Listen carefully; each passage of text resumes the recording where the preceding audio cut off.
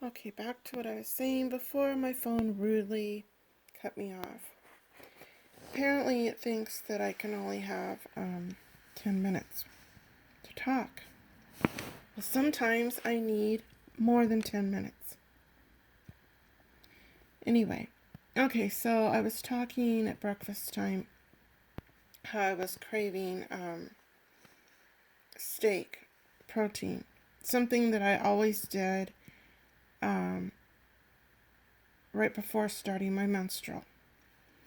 And so I had a hysterectomy, but I still have my ovaries. And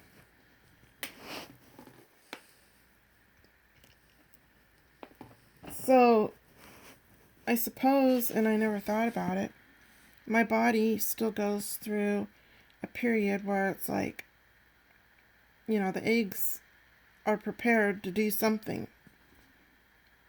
They don't know that the uterus is gone or the cervix. They're like, okay, we're going to do our job, and so they do it. So that explains why the last week, just like every other month, when I had my parts, my body would be craving protein. I would crave like steak and eggs, and I would crave sugar, especially like cakey type things. And my appetite would increase like threefold.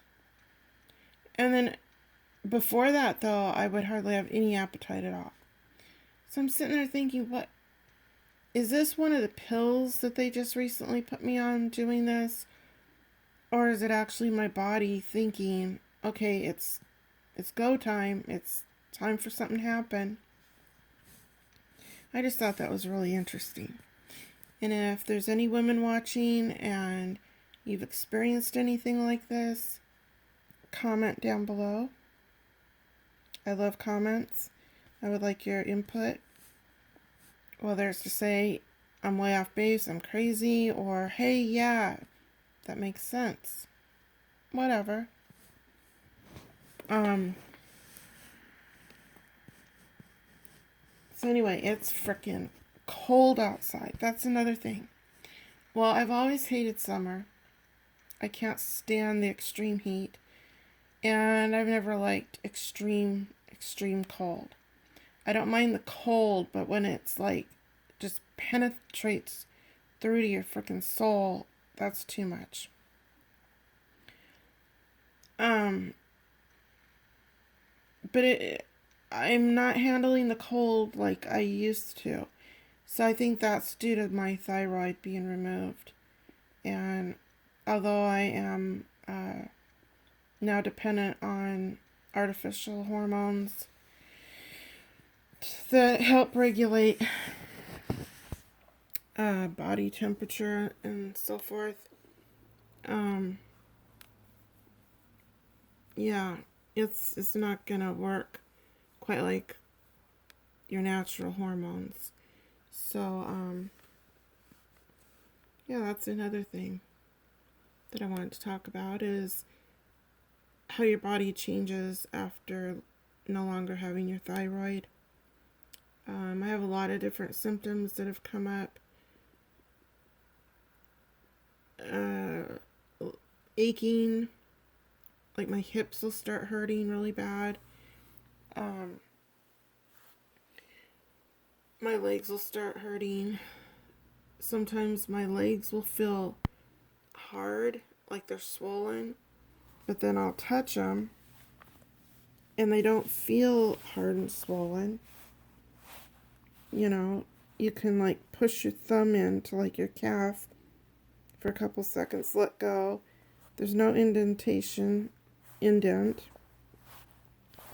and they feel normal, but they'll feel swollen. It's a really strange sensation. So anyway, so I go back to the doctor. Well, I go see the surgeon. He's a ENT, ear, nose, and throat. I see him On the 6th or the 11th. I think it's the 11th. And I'll tell him about some symptoms I've been having. And then I see the endocrinologist in January. Okay, yeah. Endocrinologist the 6th of January and the other doctor the 11th of December. And the endocrinologist, of course, will do blood work again. And I'm going to ask him to do a scan of my throat and see what's going on. These lymph nodes up here continue to be very, very swollen.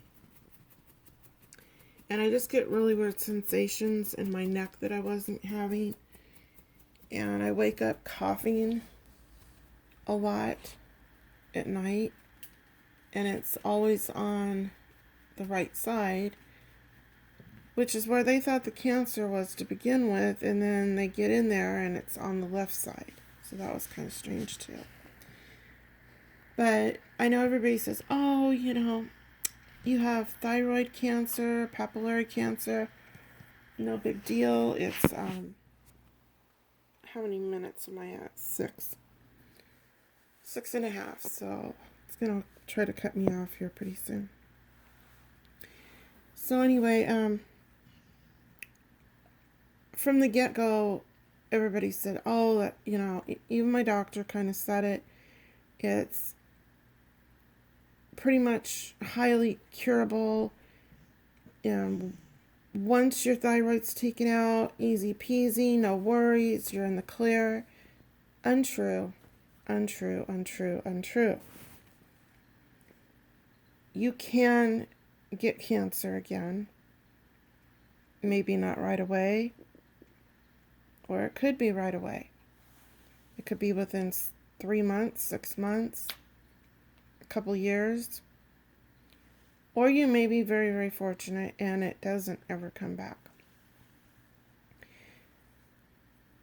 You can have the cancer genes, cells, whatever, and it can come back in your lymph nodes, in your esophagus. It can spread down into your lungs, into your bones. Some people believe that you can even get breast cancer afterwards.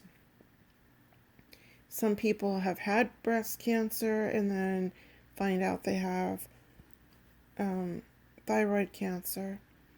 So when people say, oh, you have one of the good cancers, cancer isn't good, period.